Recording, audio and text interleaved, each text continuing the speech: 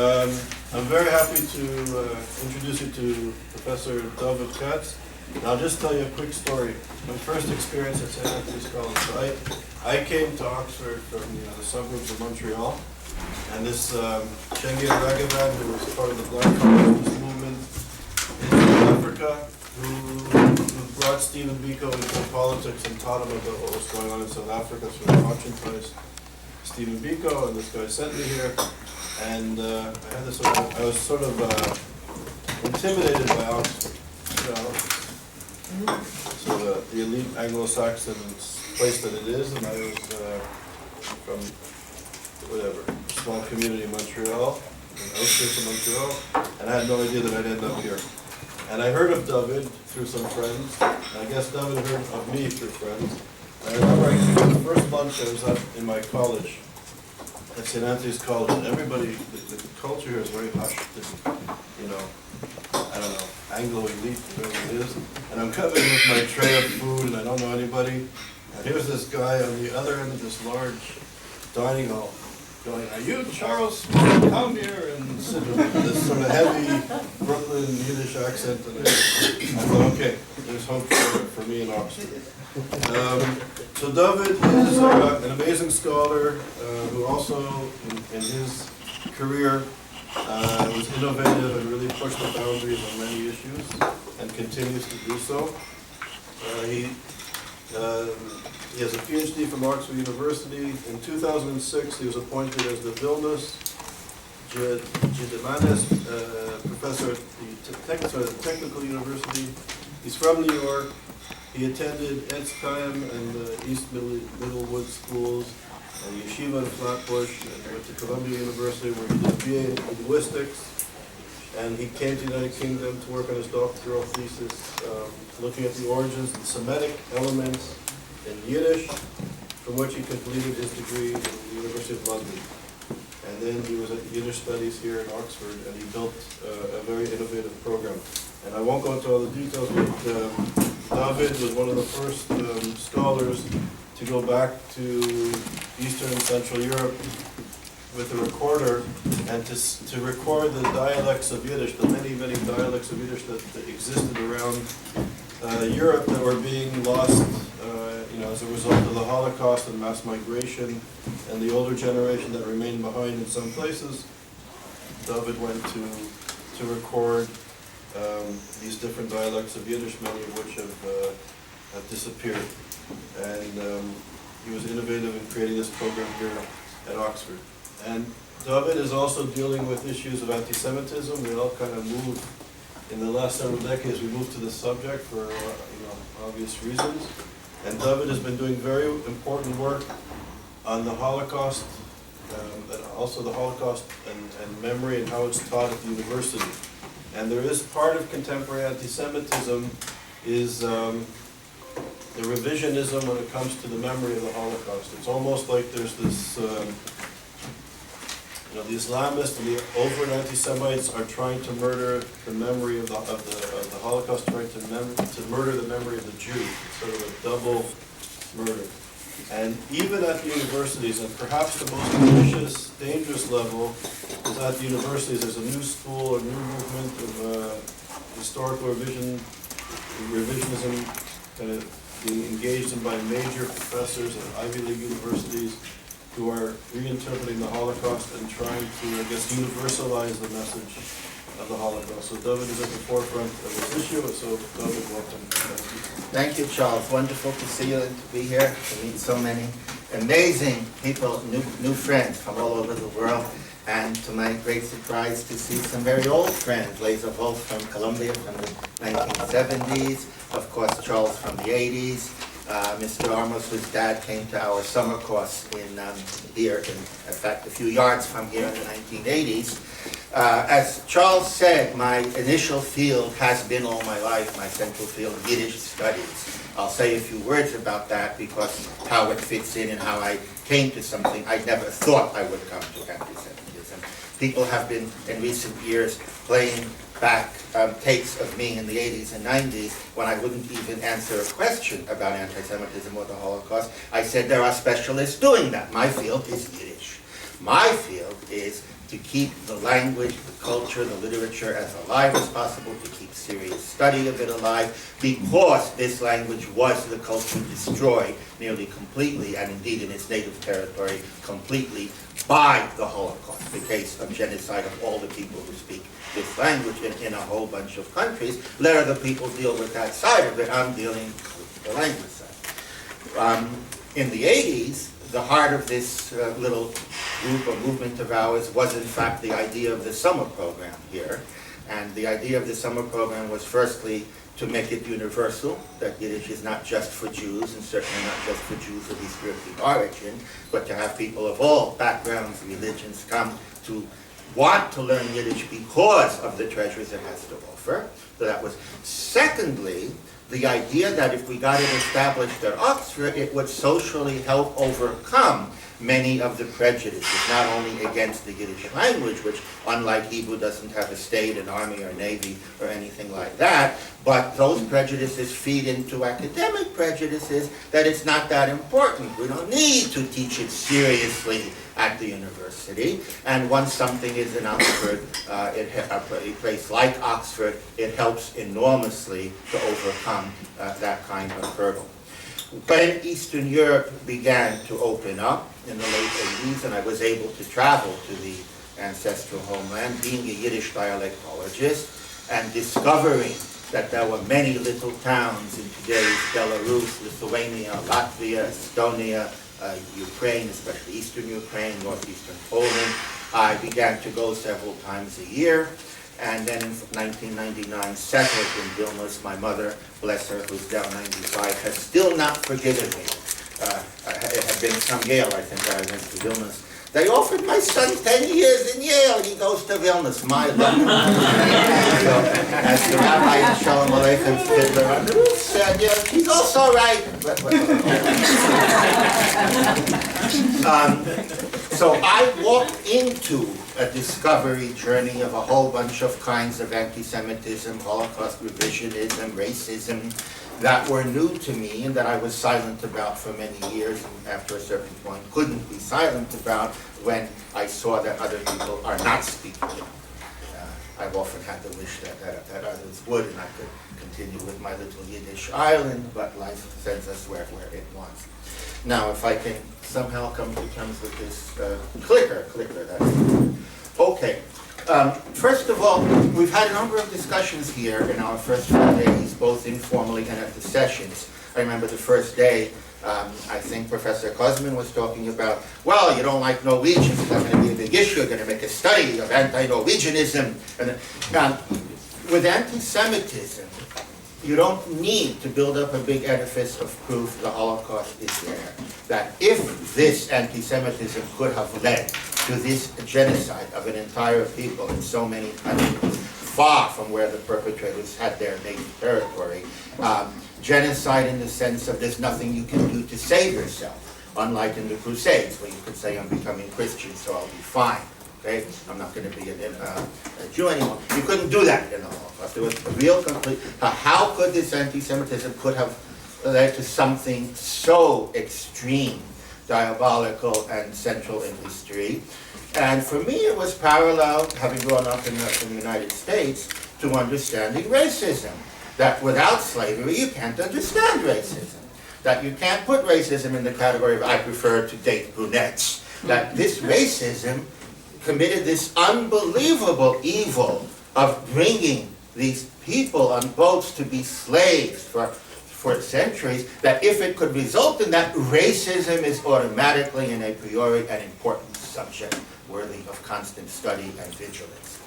Okay, next I want to come to the word revisionism, because in the academic battle, the battle of ideas, a battle that I think both Charles and I over the decades in different ways came into touch with, in the sense of seeing how crucial it is to be there to stand up and say no when something dishonest is being pushed through prestigious universities with a lot of money, with endowments, with professorships, with grants, with conferences.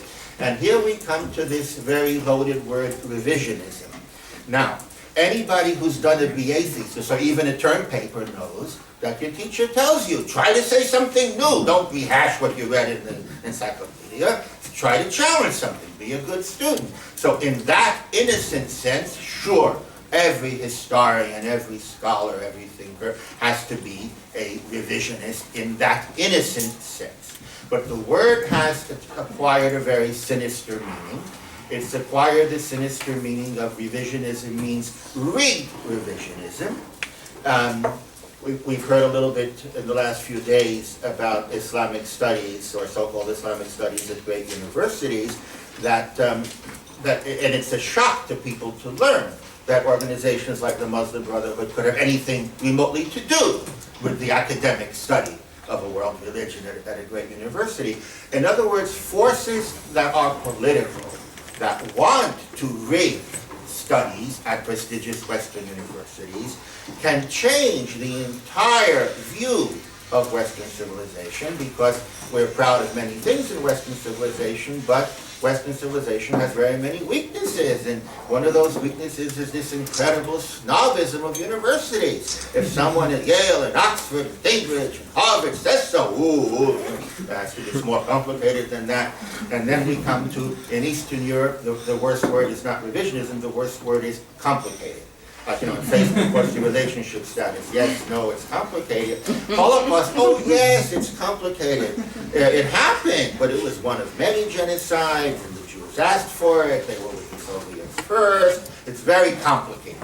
So when you hear the word complicated at a lecture, you know somebody is trying to. So there are these code words that have become very explosive in Eastern Europe, but less so in the West.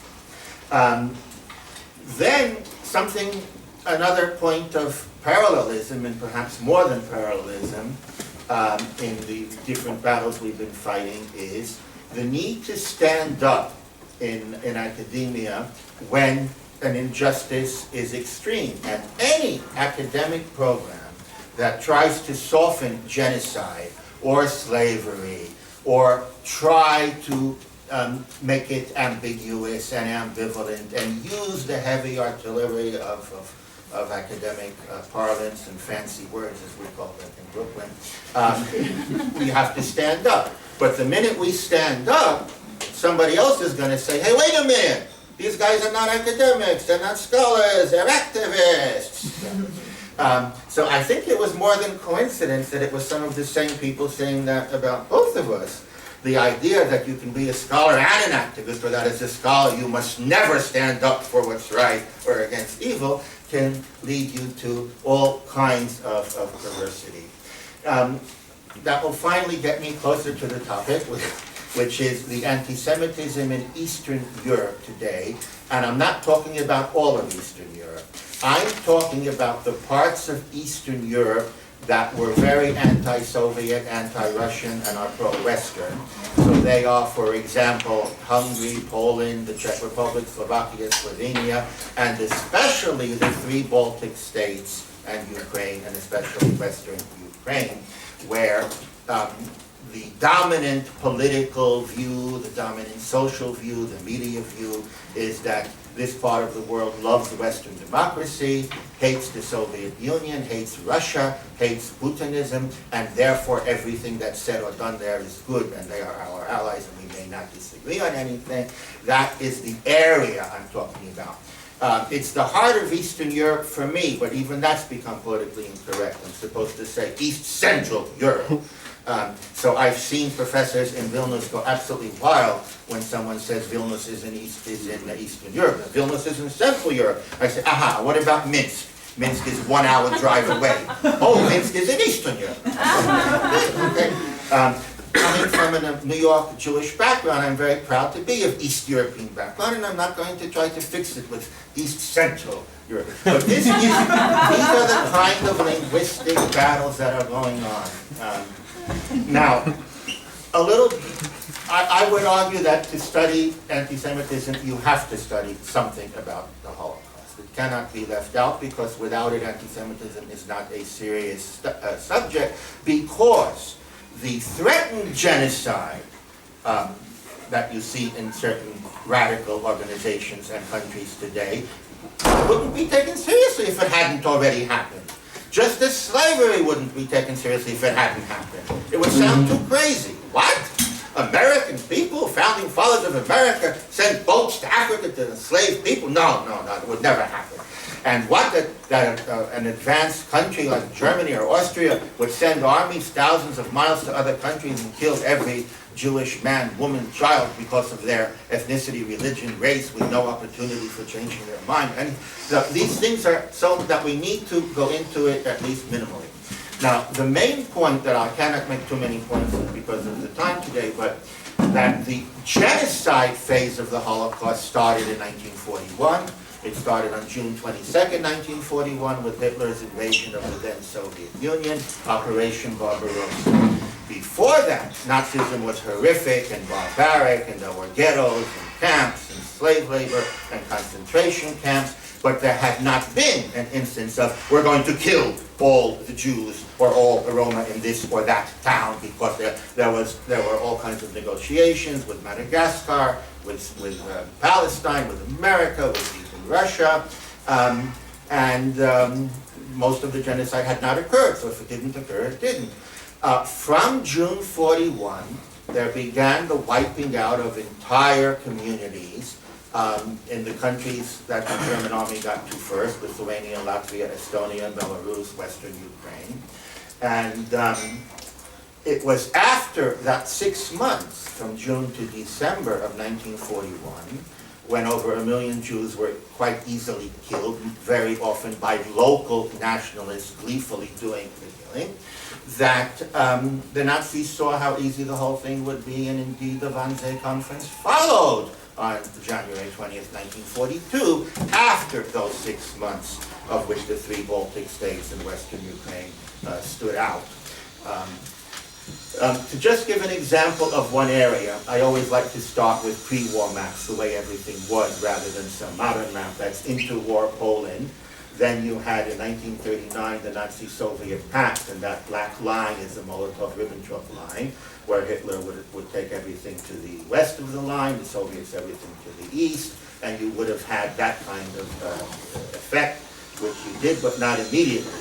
The Soviets played the dirty trick of saying, we won't invade the 3 Baltic states, we just need some bases on your territory, and this led to more bitterness later in 1940, when the 3 Baltic states, Lithuania, Latvia, and Estonia, were annexed without a shot being fired, more or less, by fake elections. Now, on the Nazi side, the Nazis set up ghettos with severe and very humiliating laws for Jews and others. The Soviets introduced their civilization in the countries in the territories that were given to them by the pact. There was no religious freedom. Synagogues and churches were closed. In the case of Jews, all yeshivas, religious organizations were closed. All Hebrew schools were closed. Yiddish schools were completely changed. They got rid of the free East European Yiddish culture and replaced it with teachers sent from deep in Russia, from Soviet Yiddish culture. But nobody was killing whole populations. There were deportations of presumed class enemies, and in the course of my interviews, I should add that my best teachers in all this have been the few thousand elderly Jews I interviewed for their Yiddish dialects between 1990 and just a few years ago. I would be torturing them, what's the word for ceiling, and what's the word for wall, and what did your grandfather call this, and your grandmother call that, and they would want to tell me the history of the war, and I said, only after the question, so at least to say not after any more narrative. They all remembered that, hey, the Soviets made it a crime to publicly yell out the anti-Semitic slur, Yeshiv. So they went, wow, suddenly an anti-Semite gets fined for using the word Žid in public. So it's not the same as the Nazis. It's a completely different form of autocratic dictatorial regime. Okay. Then, of course, after June 41, when the Nazis invaded, and as I say, the Holocaust started, in Lithuania, Latvia, Estonia, and Western Ukraine, other areas too, but those 4 principally, local so-called nationalist heroes, to whom today there are statues and museums built in honor of them, started to murder defenseless Jewish neighbors before the Germans even got there. It happened to about 7,000 Jews who were killed in Lithuania in 40 different locations. And that's the part of the history that is today so controversial. Partly that these countries are turning perpetrators of the Holocaust into national heroes because they were supposedly anti-Soviet, and they were anti-Soviet.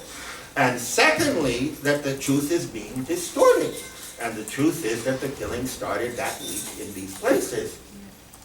Now, in the early 1990s, the Soviet Union collapsed, and in these countries, in the anti-Russian, anti-Soviet, pro-Western countries in Eastern Europe, there was a perceived need to fix all this. And how do you fix all this?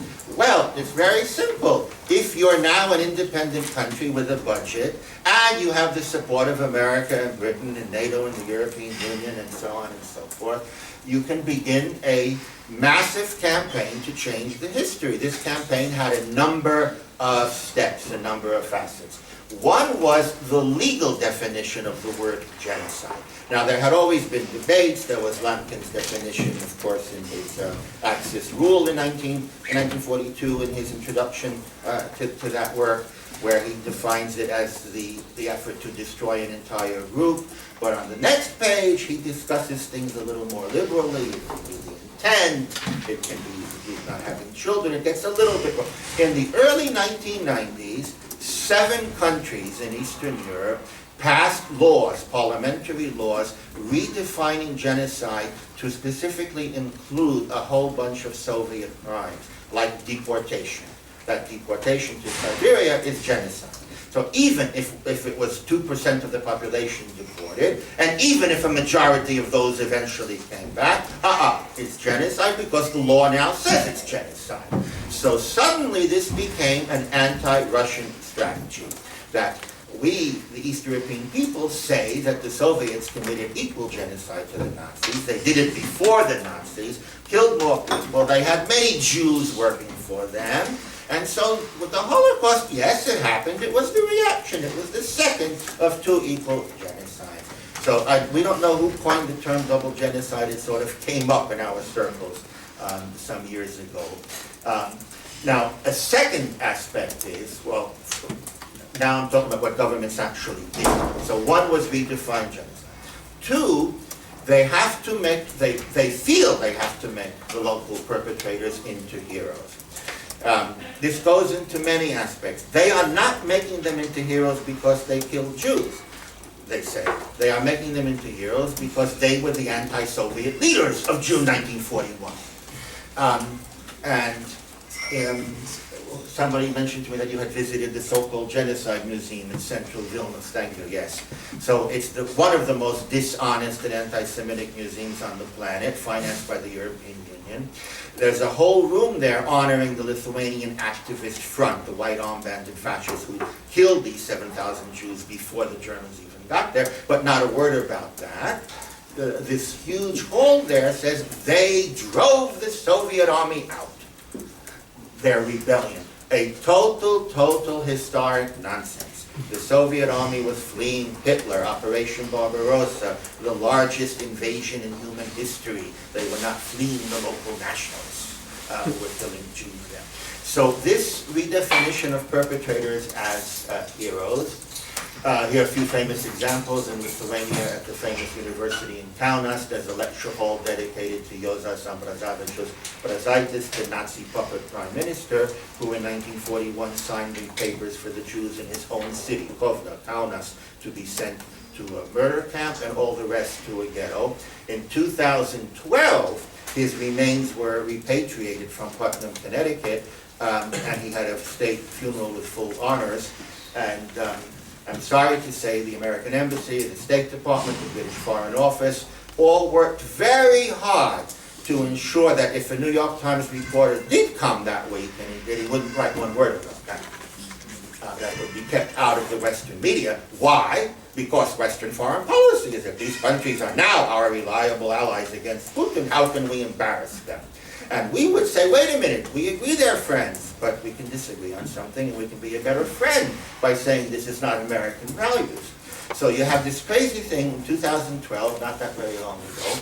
This is one of the Independence Day parades. This was already a response to our website, defendinghistory.com, because we've been visiting these annual marches on Independence Day that glorify perpetrators. So in spite, last year, they had banners of 6 Holocaust perpetrators, not one, to be honored in 2016, who between them had something to do with the murder of 100,000 Lithuanian Jews. But in Ukraine, this is now going much further, because Ukraine is not at the moment in NATO or the EU, and worries much less about the PR side.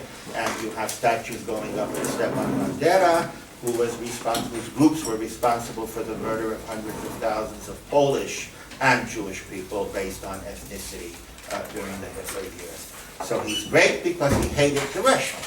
Okay. Now, if the Holocaust is such an insignificant little thing that those responsible for it can be the heroes of our new great Western allies simply because they're against Putin, we're in big trouble morally, ethically, and in dealing with other threats for the future. This is in Budapest, statue went up.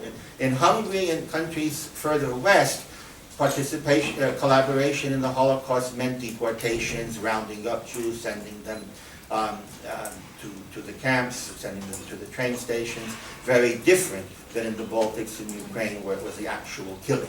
And that difference pans out in different political things now.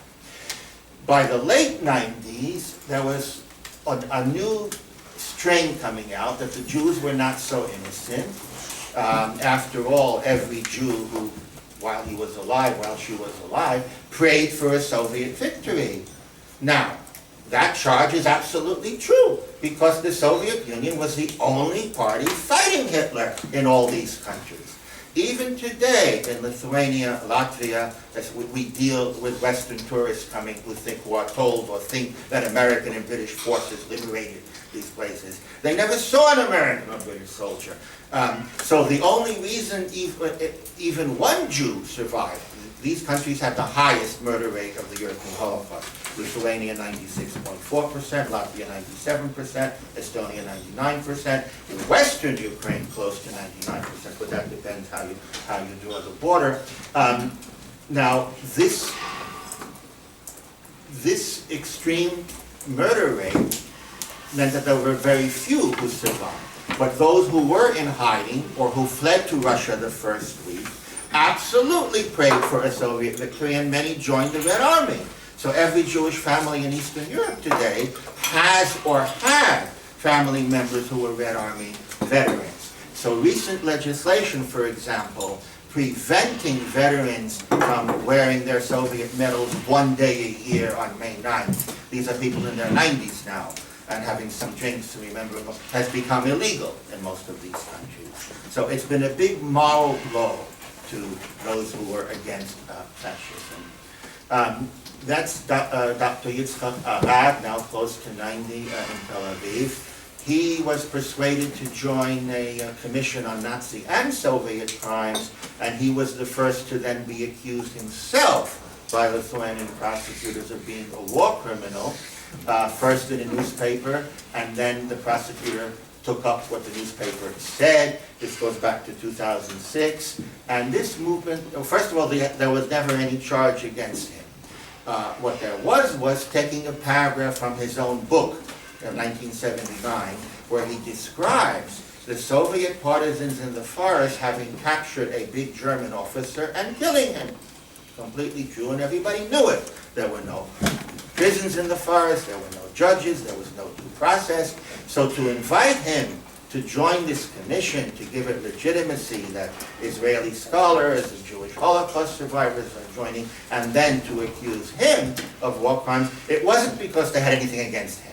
It was a fantastic trick to keep manipulating the narrative, chip away at the victims, that they're not so good, chip away at the perpetrators, they're not so bad, redefine genocide, and do all this with the sophisticated Western tools of academia, conferences, grants, trips, and so forth. In 2008, two women, Fania Bransovsky, who's still with us at 95, and Rachel Margolis, who passed away last year in Rehovot, police came looking for both on charges that they had committed war crimes because they escaped the Vilna Ghetto to join the partisans, and those partisans committed war crimes by not observing the Geneva Conventions. That's when I became involved because both elderly women were close friends of mine, and I was completely shocked that I wasn't going to let it stand. I went to the prosecutor and I said, if there are any charges, please tell us and we'll hire a lawyer. Oh, don't worry, there'll never be any charges. I said, why are you defaming them with press releases and with pre-trial investigation? Because we have to fix this incorrect history that the Soviets and the Jews manipulated. He said the Jews as he's talking to me, and this will take me to another point about East European anti-Semitism that's very different from West European. First of all, it's coming from the far right, not from the far left, but not the far right that necessarily walks around with swastikas. It's by a very clever far right that pretends to be central right. The second amazing part of East European anti-Semitism so far is that it's not against Jews in general. I've heard dozens of times, Dovid, we love you, we love Israelis, we love British Jews. We hate the Jews here. Now, why do they hate the Jews here? They are not patriotic. They think that our heroes murdered their families and that the cursed Russian communists saved them. And that happens to be true. Now you have to hate me too. Oh, no, because it's different when you say it. So it would be as if I would want to hate an African-American neighbor because he or she has a different narrative about Washington or Jefferson than the one I learned in school. That's the best analogy I can come up with. It's a hatred based on historic narrative about World War II, which in these countries is a living political issue today. Not like in those Jay Leno skits where you go to some history major, who was Ulysses Grant? These are countries where history is today's politics. So anyway, we got Western embassies to honor these people, and then came another episode of the red-brown laws, as we call them. These are 4 of about 10 laws in Eastern Europe that criminalize the opinion that there was one genocide. So if I say, I think there was only one genocide in Lithuania, but I agree Soviet crimes were horrific and they should be studied and perpetrators will be punished, I could go to prison in Lithuania for 2 years, Hungary 3 years, Latvia 5 years, and Ukraine 10 years. Now, I'm not in prison as you see, but guess what? Not one younger scholar in these countries is going to dare question anything if he or she wants a career. Let's put it that way, okay? So it means it's intellectual control of the field of history, of the field of political science, of the universities. And the next phase was to export this history to the European Parliament and to the world. In January 2008, the first group of European parliaments came together with a group called Common Europe, Common History. Basically, it said that there will never be unity in Europe unless all of Europe accepts this corrected model that there were 2 equal genocides. First the Soviet, meaning the Soviet with their Jewish friends, and then the Nazi with their East European and other friends. I want to pay tribute to John Mann, MP, who was the only one in Europe who saw what this was all about when we didn't. He got up in the House of Commons on January 31st, and he exposed it for being an old form of prejudice rewritten in the modern context, equating communism and Judaism as a conspiracy, rewriting history from a nationalist point of view, and making it sound beautiful with words like equal. So this was followed up with the Prague Declaration in June 2008 that very few people have heard of, but that is very important in all these debates in the European Parliament and Central and throughout Europe. The Prague Declaration demands that all European minds see Nazi and Soviet crime equal. One of its, I'll just give a few examples here. One of its points is that all European textbooks have to be overhauled so that children learn about communism exactly the same way. The word same occurs 5 times in this document. Another nice one is that victims have to be treated equally, which of course they have to be treated equally. What does that really mean though? Anybody who's lived in these countries knows it means that someone whose grandfather was sent to Siberia for 3 years has the same historic status of victimhood as an entire town of Jews that was wiped out from the face of the earth and are all in a mass grave. That all victimhood is the same, and it's not. If somebody robs you, he didn't kill you. I mean, it's common sense that it's not. Okay, then it calls for a new Nuremberg tribunal, proposals for a new Remembrance Day, August 23rd. Now, they didn't say that it would be instead of Holocaust Remembrance Day, but it's quite obvious that there aren't going to be 2 days on these issues to remember equally the memory of the victims of Nazism and communism. I'm sorry to say that this has been recognized both by the American Congress and by Canada under a fancy, as usual, fancy PR name, Black Ribbon Day. And it sounded completely innocuous. Of course, we all mourn the victims, a little inclination. What happened on August 23rd? August 23rd was the day of the Molotov-Ribbentrop Pact, and so that's the point of maximum Soviet cooperation with Hitler. That makes the point that if that is the hook of the entire period, then we remember equally these 2 evils. That would be. That was our reply. What does an old guy from Brooklyn do? You write your own declaration and you bring it to the European Parliament. So that was in the spirit of the nicer Lithuanian press calls me Dovidas Kichotas, which is nicer than some of the other things doing it. Another example of this movement is museums, and we spoke about one before. That's the museum in Tallinn with the recent president of Germany, Gauck, and the recent president of Estonia. At the entrance to the museum, to all these museums, there's usually some kind of sculpture or icon that to show the equality. Here you have the Soviet star and the swastika. They're equal. In other words, that's the given. That's what you're supposed to know when you walk into the museum. It all gets a little convoluted, by the way. Because it means that the people who liberated Auschwitz, the Soviet army, are the same as the people who committed the genocide there. So it all gets very convoluted, but it's a fantastically successful PR mechanism.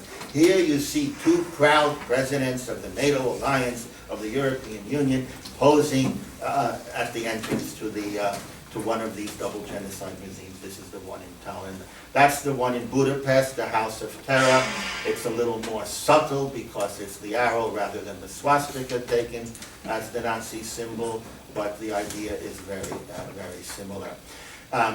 That's the famous or infamous chart in this genocide museum in Vilnius that says, yes, 200,000 Jews were killed, that's completely true, but 200,000 Lithuanians were lost to communism between 1940 and 1991, counting deportation, loss of employment, imprisonment, etc., and we have our mathematical mercantile equivalents, 200,000.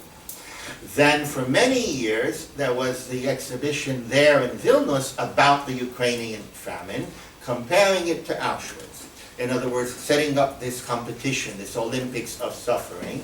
And there's a picture of an old woman there, and this quote is given in many languages. In Auschwitz, we were given some spinach and a little bread. War is terrible, but famine is worse. So the museum tells you that the Ukrainian famine in 1933-34 was worse than what happened at Auschwitz perhaps a decade later, also a very important propaganda point, and this old lady is telling you that. There she is. So this is, and all these things are financed by the EU, and have many Jewish and other professors come gleefully to conferences and getting honors and medals. This is a museum in Lviv, formerly Lvov, formerly Lemberg in Ukraine, western Ukraine. That's a very famous, infamous, tragic picture. A Ukrainian woman is looking for her missing relative who'd been murdered by the KGB before the Soviets left. And she comes to the prison, and the prison is full of dead Jews who had been killed that day by Ukrainian nationalists blaming all the Jews for being KGB. But in this museum, the Lonsky Street Museum, the dead Jews are covered with the superimposition of circles and numbers of Ukrainian victims in different towns. The original picture is there. Wow. And the head of this museum was welcomed by the previous Prime Minister of Canada, whose name I always forget. Was it Harper? I remember. And many others. He was welcomed at Harvard. He was welcomed at a North American trip as a hero because he hates Putin. So we all hate Putin, but if you hate Putin, you can somehow, in today's geopolitics, slip this in. And there's a big part of the Jewish and Holocaust studies establishment that won't stand up to it because they don't want to disagree with Western foreign policy. So who's driving it? It's not that complicated. The East European states. And these are the states that have the worst record of collaboration, where collaboration meant doing the actual killing. And ultranationalists don't like having any stains on their history. Like, we're perfect people, we never did anything wrong. Whereas all mature countries know that every country on the planet has done awful things. There are other motivations. I'll start with the last two, which are the important ones here. There's the new Cold War now, and there is this idea that the revisionist history is a powerful tool against Putin. And I didn't believe this until I heard it maybe 100 times from people in foreign ministries in the Baltics and beyond. They would say, Dovid, you don't understand. If we can prove that Stalin committed genocide the same as Hitler, but that unlike the Germans, the Soviets never apologized, never paid reparations, and now the successor state of the Soviet Union, Russia, is becoming aggressive and revanchist and dictatorial and doing mischief in the countries on its periphery, we would much rather the conversation be about them paying reparations for the genocide committed by their predecessors and for them to come to terms with Russian and Soviet genocide. In other words, it's a geopolitical issue of today. It's not some history issue, or something that you should. But right lurking underneath it is racism and anti-Semitism. These are now countries that suffer from a lot of racism, even though they often don't have really ethnic minorities. In Vilnius, I always say it's perhaps one of the few capitals in Europe where you're very unlikely to see a black resident. A black person is going to be a diplomat, a tourist, a visitor. And there's a lot, firstly, in the culture, there's a lot of gratitude to Hitlerism for giving them their ethnically pure spaces as they see it. That in Lithuania, the Lithuanian language is native to more than 90% of the people. That's because the events of World War II got rid of the Jews, the Poles, and the Russians. And you can hear similar things in Western Ukraine, where Polish minority and Polish, Jewish, and Russian minorities have been excluded from certain areas. During the 11 happy years I was a professor of Yiddish at Vilnius University, every semester some student, and it was always a young lady because only women study humanities there. You know, the men work in the vegetable garden or the factory, or if they have to study something, it might be dentistry, but in humanities, history, and there would be one student who would say, I want to talk to you privately, and they'd scare, oh no, I was a Gaeli here, you don't do so.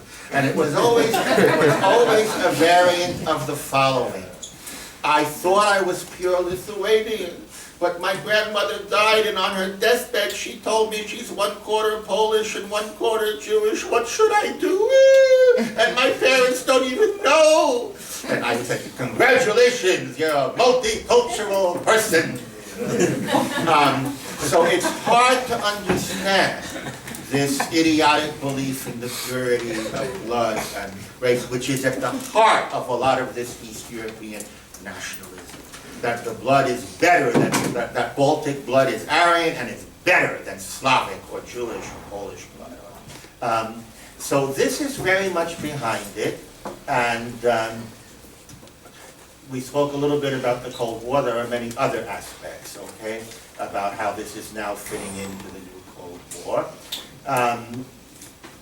Many American diplomats have said, I don't care about this one way or the other, but it's so important to our allies, therefore it's important to us. There's a whole Israeli chapter to this that I could go into, the late Barry Rubin, in the discussion he started, which I'll be happy to do in questions, but it is quite analogous. So America sees these countries as the only ones who will stand up to Putin in the future Putinism, unlike France, Germany, Britain, old Europe, Western Europe, which the State Department is certain will never stand up to Russia, and perhaps directly. I said a little bit about East European anti-Semitism, completely based on the Holocaust, on the local Jews, so far non-violent, very often civil. But classic forms of anti-Semitism are resurfacing. And when they resurface as classic forms of racism in countries that have not had racial minorities, that is in anybody's living memory, there is a clampdown on it being mentioned. If you read the State Department's human rights reports for all countries of the world, these countries get a pass and a whitewash, and if something very embarrassing happens, then there's a conference to cover it. And the conference will talk about the incredible measures being taken. And there's a whole Jewish State Department related army of people from the American Jewish Committee, from YIVO, from all kinds of institutions that now get the royal treatment in Eastern Europe for helping cover with this. There's a guy called Zeppelinas, he's the most famous racist blogger in Lithuania.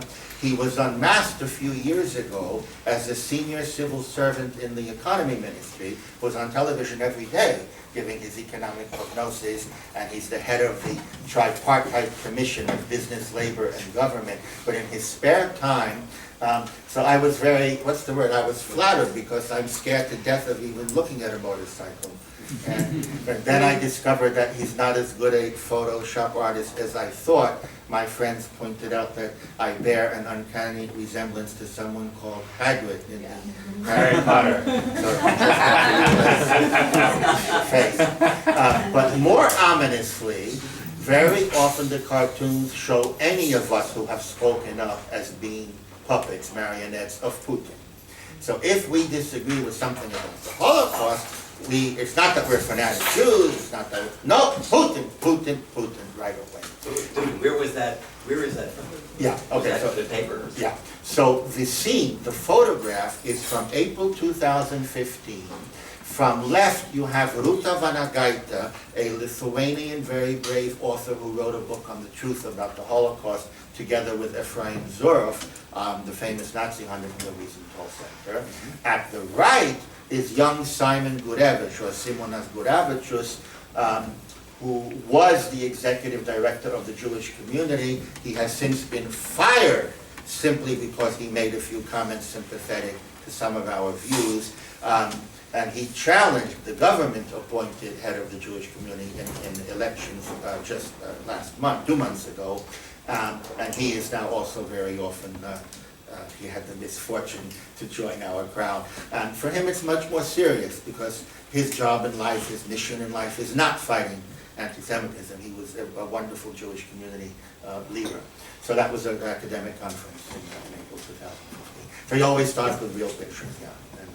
Yeah, but where did this picture show? In other words, Oh, it was all over the blogs and the internet in Lithuania. So this Zeppelinas has his presence on Facebook, on his own blog, and it's quickly picked up everywhere. To give you the idea of some of his anti-Semitic stuff, a lot of it, this is nothing present. He takes some more generic picture of a Jew, not a modern Lithuanian Jew, kissing a Soviet soldier as the country is burning, saying, "Thank you for our victory." In other words, it's the Jew who caused the Nazis to come and intervene, the Soviets to come and intervene and to stop the Nazis. If you look carefully, there are raped and murdered blonde Lithuanian or Aryan women on the floor. The city is burning, and the filthy Jew with his hairy hands is thanking the Soviet soldier. So this nexus of the Jew, and this is from last year, so it's quite recent, although the event It's describing events of July 1944, when, Where did this say in that? sorry? What did the caption say? Oh, the caption says, "Thank you for our victory." Some of his racist stuff is frankly too disgusting. Racist, homophobic, anti-woman. So what I've done is I've made a collage. If you want to see the originals, they're all on our website, and they're horrific. And guess what? The people he hates, the Jews, the blacks, feminists, gays, they are pretty much the same exact people that the Nazis said were not people and had to be destroyed when they were there. So this is very closely related to Nazi ideology, but because it's a NATO EU ally, nobody, I once said to a guy at the American Embassy a few years ago, can't you in your private meetings say that this man should not be a big shot in the economy ministry who gets to meet the heads of Western governments all the time? There's something wrong. And the answer was, well, what he does in his spare time is none of our business. This is the kind, but when you see our embassies and foreign journalists from the Times, the Washington Post, etc., afraid to speak up, it becomes more concerning that anyone who speaks up is Mr. Putin. You are Putin.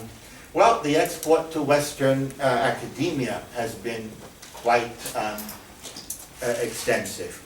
Western professors have been encouraged with many trips, grants, access to archives, not to accept double genocide in its East European form, but to move their histories in that direction. At Yale University, there's the famous Professor Timothy Snyder, who's a great scholar and a wonderful writer. I simply disagree, and people on our side of the debate disagree with the extent he's tried to portray the Soviet Union as the co-author of the Holocaust, to portray the Lithuanian, Latvian, Estonian, Ukrainian nationalists as pure victims who were trapped between two equal evils. But when somebody of the historic and literary, of the history caliber, academic caliber, and writing talent of Professor Snyder becomes part of this movement, then we are in a much weaker position, because then you have many American younger academics who don't want to start up. And guess what? He has said the same thing about Charles and me. He used the word, I don't know the word, he called us activists. Now, if you're some kind of professor who writes anything academic, this word activist means you're not a real scholar. You're just there to talk about the Jews and this and that. And so this East European movement has crept into Yale, it's crept into Brandeis, it's crept into NYU, I can go on and on and on. University of London in a big way a few years ago, after the two of the Baltic embassies gave a big sum of money, suddenly all their conferences were on one side of this issue. And the answer that we have in many letters is we need the money, and universities have stopped their funding, and we suddenly got £60,000 from an embassy. And what, £60,000 from an embassy of a poor country where pensioners are really struggling to eat until the end of the month? So this is very important to these countries, and so this conferences, events, and medals, and you can enjoy some of the medals. So what's happening is there's a shutdown of normal academic discourse. I almost said group process, but I think I will say group process, because group process, the first point in group process, Carlton, if I remember correctly, is you listen to the other person. The other person is a human being, you respect him. You'll answer, whatever.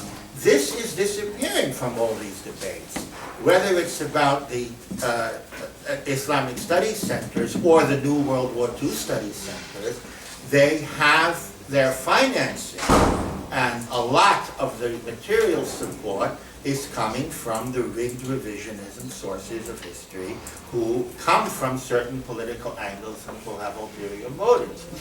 Now, if you combine that with the new Cold War, and suddenly the American and other Western governments are thrilled with this revisionism because it's one of the few sticks in Europe against Putin as they see it, then academic discourse is hit even harder. because nobody got into this business to start becoming want to be on the enemies list of the American, Canadian, British, or other embassies. Okay, I'll stop there, and if you have any questions, please be as open and aggressive as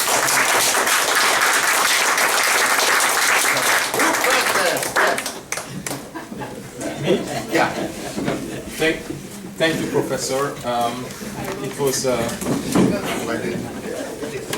It was very interesting. I would like to add just some nuances to your presentation, especially concerning Hungary, as I come from Hungary. But I guess most of it is true for other Visegrad countries for sure, especially for Poland. So, first of all, the statue you showed. It's actually, there was an enormous Hungarian and international protest against the statue, and it was blocked. So it's not there anymore. It's not out there. As for the relationship of the government toward the Jews, I think it's ambiguous at best. I would describe it as instrumental. So when it's their interest to protest against anti-Semitism, then they do. For instance, when a politician of Jobbik told a very famous speech about Hungarian Jews constitute a national risk, a national security risk, there was a huge protest, and Fidesz, well, I wouldn't say led the protest, but certainly participated at the protest. Just yesterday and still today, Bibi Netanyahu visited Budapest and met with all the prime ministers of the Visegrad countries, and Viktor Orbán and Bibi Netanyahu were very friendly to each other, and they were in alignment in many cases. So the government, the Hungarian government, supported the renovation of many synagogues in Budapest. So it's not that easy. When it's their interest to launch a campaign which has anti-Semitic side effects, like the anti-Soros campaign, then you can rightly accuse the government by breeding anti-Semitism. But on other instances, as I mentioned, they do the opposite. So it's not that they are racist or anti-Semite, but it's when they interest, they are not afraid of it. And when it's not their interest, then not. So I'm not underestimating the danger or the threat or the gravity of the situation. I'm just saying that I think there is another way to look at it. Right. Thank you very much. I agree with most of what you've said, and I would even point out an argument in favor of what you're saying, that there isn't a line today that happens to be the Molotov-Ribbentrop line. That the countries to the east of that line, Lithuania, Latvia, Estonia, Ukraine, have the much more extreme form of this problem, where you can't even speak up. Whereas in Hungary, in Poland, in the Czech Republic, yes, with anything west of that line, there are discussions, there are protests, and even Western protests. Elie Wiesel and others have returned prizes to the Hungarian government in protest. I do want to say that I think there needs to be more protest at the glorification of collaborators, because one is making this statement that this genocide is no big deal if someone could have supported it and still have a statue even for one day named for him. This isn't about Hungary, it's about the entire area. So I think that it's legitimate that we speak up, and I think we need to speak up in the areas further east. So thank you very much. Yes? Thank you.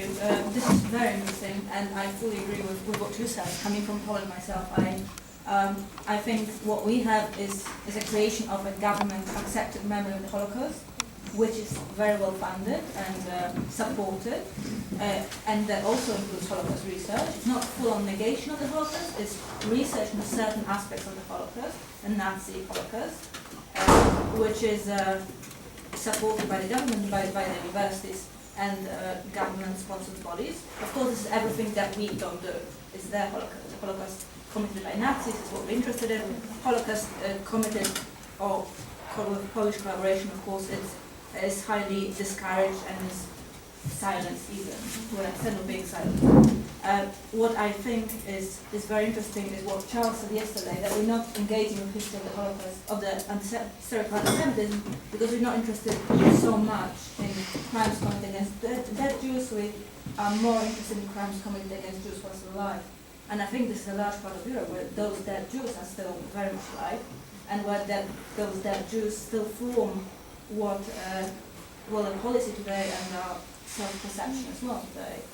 So I think this is still interesting, and this is still vital to be researched. What I would like to ask is the question about what you mentioned, the love of the big difference between Western and Eastern anti-Semitism, which is the love of Israel, and the government insistence on keeping a very good relationship with Israel, and sort of proving that by the fact that we love Israel, we're not anti-Semites, because look at our relationship with Israel. And I was wondering if you could say a bit more about that. You've touched on many, many topics. Perhaps I'll deal with only one or two. About anti-Semitism and dead Jews. Well, guess what? Where there is a real genocide, that people is gone as a viable community. That's why I have spent 25 years looking for the last 97-year-old in Shklovo Baranovich to find that Yiddish dialect before the last, because that civilization is gone because there was a genocide.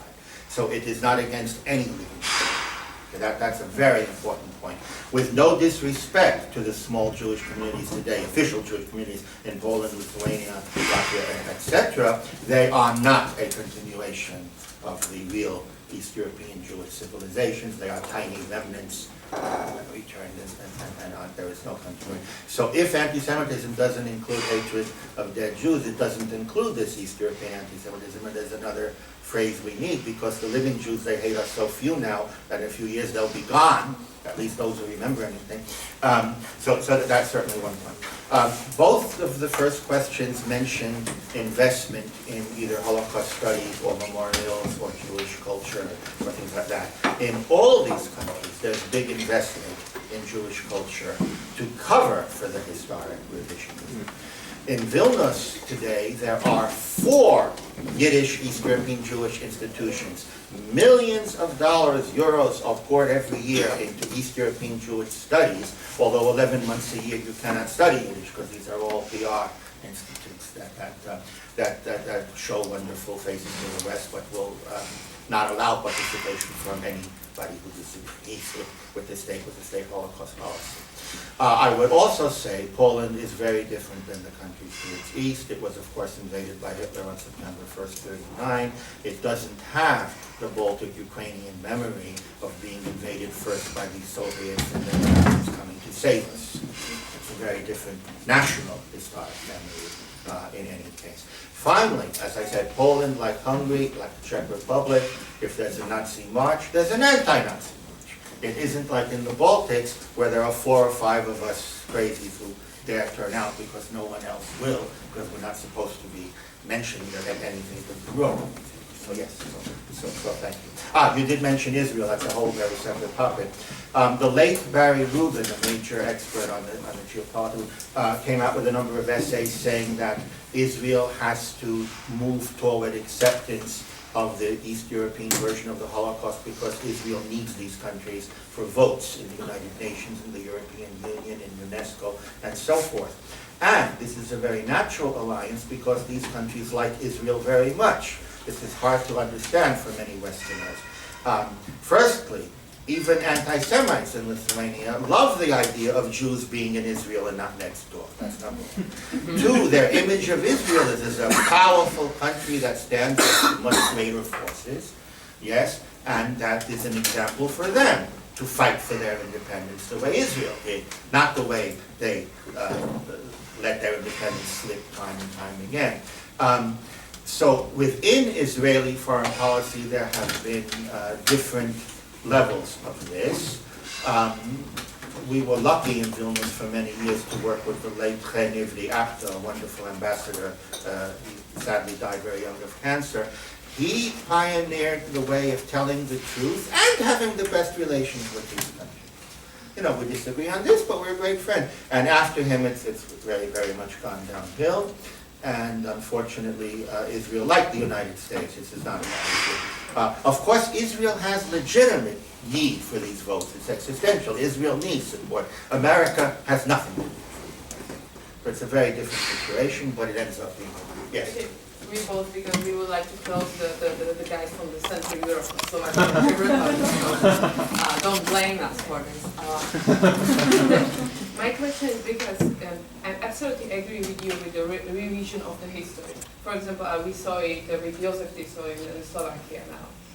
There is a huge discussion about if he was an anti-Semite social one or a racial one. It doesn't matter for him, he was an anti-Semite. But I completely disagree also with, I think, with the opinion that these countries, especially Hungary, Czech Republic and Poland not Slovakia, are in favor with Putin policy. The last research that we have under the GlobSec, more than 40% of the inhabitants like Putin from Hungary, Czech and Slovakia. They place them somewhere in between West and East, more than 65%. And we blame Americans, and we connect Jews with Americans, not with Russians. Right. This is on opposite side. That because it's the Western. No. I think because these three Baltic states were directly occupied by the Soviet Union. We don't have any kind of negative past with the Soviet Union. And if I can make a short follow-up to that, I would put forward that the geopolitical argument actually is relevant because currently there is a massive push of Russian propaganda that is like first and foremost aiming at relativization of the crimes of communism in our countries. And we also didn't have that much... Because Slovakia. This is Czechia. Czech Republic. Slovakia. Sorry.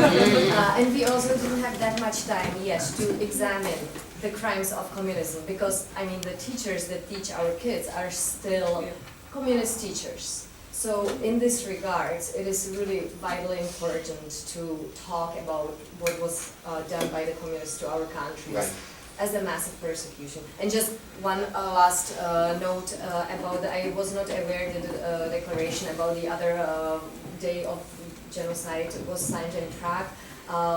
And I just have to say for the Czech Republic that the 27th of January is definitely the only one that is still present in public space and where the prime ministers would go and which would be covered by the news. Okay, thank you. Very, very important points. I think the political drive for the historic revisionism comes from the governments that are very understandably afraid of Putin and anti-Putin, rather than from a population survey of what different people think. I want to say that I firmly believe that the European Union was going on the right direction by passing more and more resolutions exposing the crimes of communism, insisting that the crimes of communism be taught in schools, and we supported all those resolutions from 1994 until 2008, when the comparative element hijacked. Okay. So from 2008, it was, you have to think of it the same as the Holocaust. The minute that line came into it, all those previous resolutions were in a whole new light. So I think that's very important. I have not met Westerners who, in these discussions, who would have anything against communist crimes being fully exposed. I think it's this equality of the so-called equal genocide, symmetry, that's the main issue. But again, very important is that the countries west of that line are very different, and the countries east and the... Yes. So, political is personal. Most of my family was murdered in Auschwitz. My mother, who survived, was a slave in Auschwitz. And this was done with the overt collaboration of the Hungarian government and many of the Hungarian people. So it's not enough for you to tell me that the Hungarian government is not overtly anti-Semitic right now. The Hungarian government and the Hungarian people owe us an incredible apology for their collaboration with these atrocities. And there can be no compromise with a little bit anti-Semitic, but they pushed back, they didn't push back. The question is why the Hungarian government isn't apologizing, continuously prosecuting those people who are having an open prosecutors to look back at those who participated in the crime, admitting this crime, and in this the Germans have done a lot better than the Hungarians. Thank you. Yes? I just have a small observation to make. The Nazi army also had an Indian legend. And there is an Indian Nazi collaborator who has come to be revered in India as a hero. In fact, the city I come from, Kolkata, which was earlier called Calcutta, its international airport is named after him. It's called Netaji Subhash Chandra Bose Airport.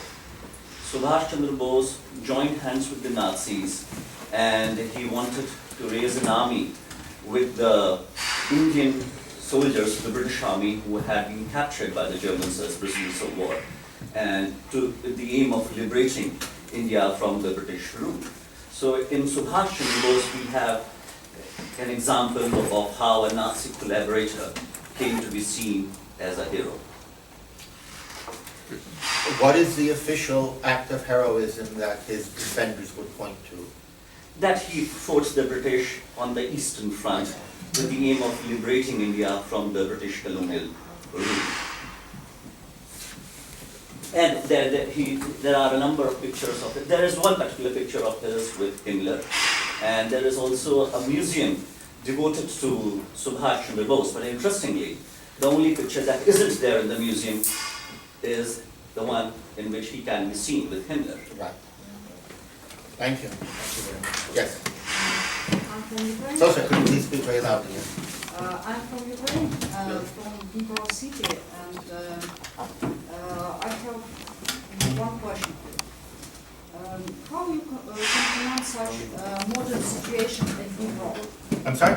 How can you comment such modern situation, contemporary situation at my native city at Dnipro? Look, Dnipro is often called in common speech Żydobanderovsk. Because of the present war on the eastern part of Ukraine, war against Russian aggression.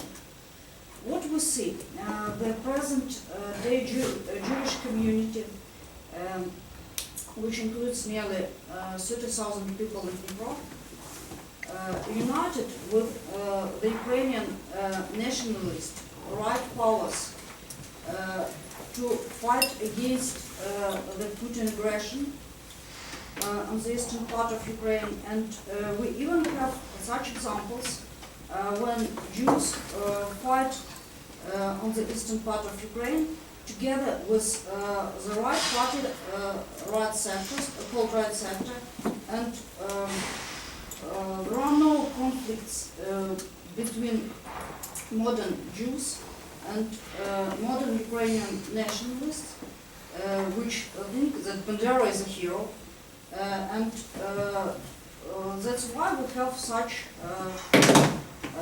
name of Dnipro as Żydobanderovsk. I think that the situation in Eastern Europe is really very complicated, and the simplification is not a way to study it. It can bring a lot of monopolization of opinions. How can you comment this? Right, thank you very much. Well, I'll begin my comment by saying I join you in opposing and deploring Russian aggression in the east of Ukraine, in deploring Putinism, in deploring the Russian mischief-making and tragic aggression. I think that when we remain silent about the heroization of people responsible for genocide like Bandera, we are doing modern Ukraine no favor. We are much better friends of modern Ukraine. There's a very interesting Jewish journalist in Washington, Josh Cohn. He just published an op-ed in Reuters 2 weeks ago, a very important op-ed. As a friend of Ukraine, I'm hoping that when President Trump meets Poroshenko, he'll bring up this new statue or new boulevard named for Bandera. In other words, at this moment in 2017, that there are people who think it's important to name to give new street names now. This isn't about a name that exists from 4 years ago, which would be bad. For people who wanted the genocide of Poles and Jews, is not being friendly to a future democratic Ukraine. It is enabling and it is empowering the worst elements of genocidal nationalism of the East European kind. Now, a number of important points here, that to have that opinion does not mean that one thinks that all the people involved in this movement are bad people. Many are not. They don't understand what genocide means. I personally am in touch with hundreds of elderly Jewish people in Ukraine from my previous life as a Yiddish dialectologist. I traveled to Ukraine at least 15 times till 2013. I remember I was even arrested near Crimea. We had a car full of tape recorders, and the police asked what we're doing, and I said, I'm looking for the old border between Lithuanian and Polish Yiddish. The wrong answer, deep in Ukraine. It just sort of came out of my mouth. Many of the Jewish people I'm in touch with, these older people, they are disgusted and in tears about Bandera. But they think that their official leaders, I won't begin to mention names of this one and that one, who are careerists and who will do well with the Americans and the Ukrainian government now by saying it's all nothing, we must turn a blind eye. So the question comes to another question. Do we want to build an independent, democratic Ukraine where a citizen of Ukraine will be able to say, I am personally disgusted by this street named for Bandera, and I want my opinion known, or will that person be dismissed as a Putinist and an enemy of the people and a Russian spy and all the rest of it? And that comes to a deeper question. Do the people of Ukraine not deserve the same local democracy as all the other people of the European Union to which it looks for its future and to the West? So to say that because of Russian evils, we are not allowed to disagree with the Holocaust revisionism is indeed the reason that the revisionism is succeeding so much, that our camp is so weak, that we don't have one academic position anywhere in Europe where someone is free to have our point of view. So I think it's it's in Ukraine's interest to open the mind about why Bandera, Shushkevich, and so many other issues.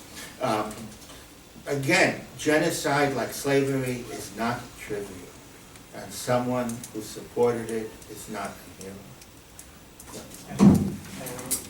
Thank you for election, but I think we have some academic stereotypes. I'm from Ukraine, and you say that Bandera is a collaborant.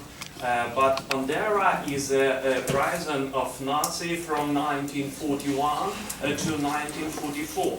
And Organization of Ukrainian Nationalists, it's Bandera's organization, fight against Nazi and fight against communism. And I know one old people died now is a Jewish people who is a soldier of Ukrainian insurgent army, is Bandera's army. We know that in Ukrainian insurgent army there are many doctors from the Jewish, and I think that we have stereotypes, academical stereotypes. And some of these steps from your presentation have a connection with revision of Holocaust. We have our historical politic in the historical memory. But for example, in Dnipro city, we have a museum of Holocaust, and in its museum we say about Ukrainian people and Ukrainian nationalists who take part in Holocaust. But we say about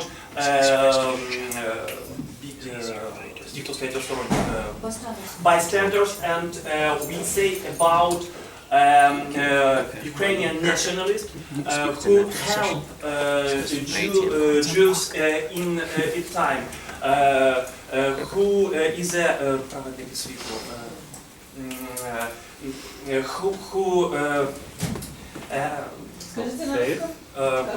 праведники мира.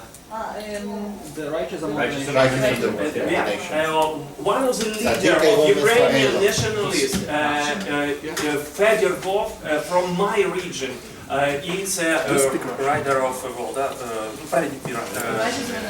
Well, and I think that we must study its problem before we say it's a very difficult, very hard opinion. Thank you very much. I disagree profoundly, and however, I'm very grateful that you make the point. On the topic of Bandera, I would recommend a very, very major new book that came out a few years ago on Bandera by Grzegorz Rosoliński-Liebe. Rosoliński. I know Rosoliński-Liebe and your text. His book on Bandera is massively documented on the support for the murder of hundreds of thousands of people. And like many other people who in effect were mass murderers, or their organizations were mass murderers, their biographies are, as you say, using this correct word, complicated, and that Hitler helped an old lady across the street and did good things. And I want to make a few points that this isn't against the Lithuanian or Latvian or Ukrainian people.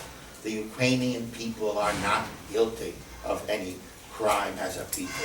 There were many Ukrainians who risked everything to save a Jewish neighbor, whether their family was with the OUN or UPA or not, and they are enormously courageous and symbols of inspirational humanism to the whole world. That is completely true. The problem we are facing now is, you said that this is not the same Holocaust revisionism. It's exactly the same Holocaust revisionism, because the Holocaust revisionism, as I tried to point out, although I couldn't go into detail in this time, involves a master plan of trying to make kosher perpetrators. And this is what's going on when there are reburials of Nazi puppets in Lithuania, when there are marches supported by the government in Latvia and Estonia honoring the Waffen-SS of those countries. All these are little building blocks of cleansing the perpetrators. So if in 2017 or 16, a street in Kiev is going to be named for Bandera, I think Ukrainian Democrats should welcome that there will be protest, disagreement, indignation, pain, and a lot of disappointment. In Dnipro, Jewish journalist and my friend have a proposal to name our bridge, our central bridge, by the name Stepan Bandera. And it's no problem for us, because Bandera is not anti-Semitic. And I know the text of Liebe Rosoliński. It's non-academical text. He don't know sources from the time. He non-academical scholar. Right, well, I disagree with you completely on that, but I would invite everyone to look at the book, and I would also invite people to think why the book. It's not every day that somebody writes a massive volume on someone, and right after the book comes out, it becomes a controversial topic in the media. Why this book has not been reviewed in most of the world's great places, even by those who might disagree with it. But yes, that is certainly a disagreement.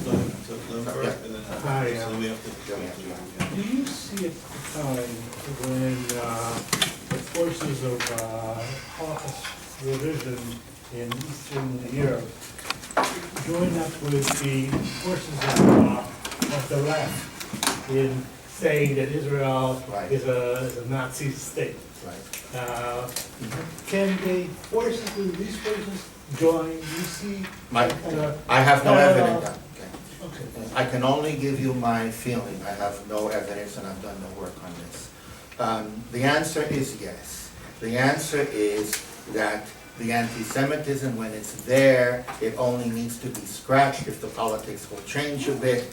It's happened once or twice. About 4 years ago, the Iranian ambassador in Warsaw was invited to the School of International Affairs in Vilnius, and he gave an anti-Israel diatribe there, and a leading diplomat in the Israeli embassy, which was then in Riga, asked me, how could this be, that these people have been out of that. This is it, that this politics will change. They are not reliable friends. I go back to the basic point that the justification, mitigation of genocide is not compatible with honest discourse, and the political coalitions of convenience will not be lasting. So final question. I was in Germany in the 80s when Ernst Nolte published his book, Der Europäische Bürgerkrieg, and I read it and I was deeply troubled by it, but a lot of academics, as you know, were also deeply troubled by it. More recently, I read Timothy Snyder's book, Bloodlands, and I was deeply troubled by it. And I went, not because I think Timothy Snyder is an anti-Semite, but I think he is unintentionally aiding and abetting anti-Semitism. But when I went to look for reviews, I couldn't find any negative reviews of Timothy. I'm sure there were, but I couldn't find any in my library. That was the end with me, but yes, I will. But I was wondering if you could explain to me what has happened in the meantime between 1988 and 1989 and 2000 and when did Snyder's 2012 or so? What has happened in the meantime that has made these views more mainstream academically? Right. What happened was the collapse of the Soviet Union and the rise of pro-Western states, who then adopted Nolte and other of the German and other revisionists, and they discovered something really cool, that you can write the Holocaust out of history without denying it. Holocaust denial exited polite European conversation. If we have to give it a date, we'll say the year 2000, when David Irving lost his case against Dovid in the London High Court. This new paradigm, yes, you found another 50,000 who were killed. We agree, no debates about how many were killed. It's all true, but it's the second of two equal genocides. What do you want? I will find you another 50,000 who were in Siberia. And it suddenly becomes this arithmetic game of losses. Okay. So anyway, it was state budgets that made a very big difference. State budgets not only to found all these museums and all these university departments, but then for the revisionists, there was no better stroke of luck than Yeltsin transitioning to Putin, than Russia going downhill as a future democratic state and showing signs of becoming the permanent troublemaker in the area, sadly. And this made it foreign policy. So the revisionists who took a lot from the 80s, from non-East European sources, had the good luck. And then, if you think about it, even a poor state that decides to invest in history when no one else is, can start making Western professors feel like demigods with grants and visits and money and honors and medals and being swept to the president's palace whenever you come. People like Tim, who I knew, I say I knew because he hasn't been in touch with me very much recently, became drunk with all these medals and powers and going from one prime minister to another in Eastern Europe. So even a famous professor from Brandeis or Yale or Harvard or somewhere has a certain glory in Eastern Europe. So all these factors made it into a very powerful movement, now compounded by the geopolitics. One sentence. Yep. So I want to just finish, make a comment, please.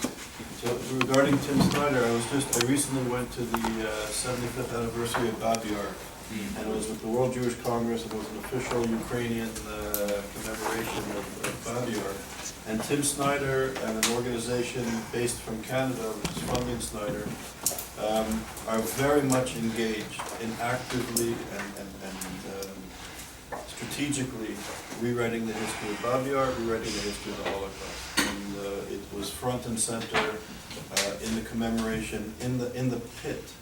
We had representatives rewriting history in the commemoration, that if Elie Wiesel was alive and if certain people were able to speak at that ceremony, the history, the narrative would have been extraordinarily different. And it's deeply troubling, and it is a conscious decision, because I know that Tim Snyder has been critiqued, his work has been critiqued by leading scholars such as Dovid and others who know the history. Dan Michman, the head of the research center at Yad Vashem. Serious scholars are critiquing this revisionism, and it's very sophisticated, very intelligent, politically motivated, intentional strategies, and it's extraordinarily problematic. Dovid, I absolutely admire your fight, and I want to say that it's probably not a new phenomena completely, because my relatives are buried in Borisov, in a place where there is a memorial stone of Soviet civilians who were killed by the fascists. And everybody who are buried there are Jews, no mention of Jews. It says peaceful Soviet citizens. Yeah, and I was raised until age 9 in Minsk, where a block away there was a street for Bogdan Khmelnytsky. That was totally okay. And that's the reason why my family and my bigger family, just 1990 when they could, they took their stuff and moved to Israel. That's why your side speaks about the deceased people, the rights of the deceased people, not the live people. Because live people decided not to be there. So on that note, everybody, Dovid, thank you so much.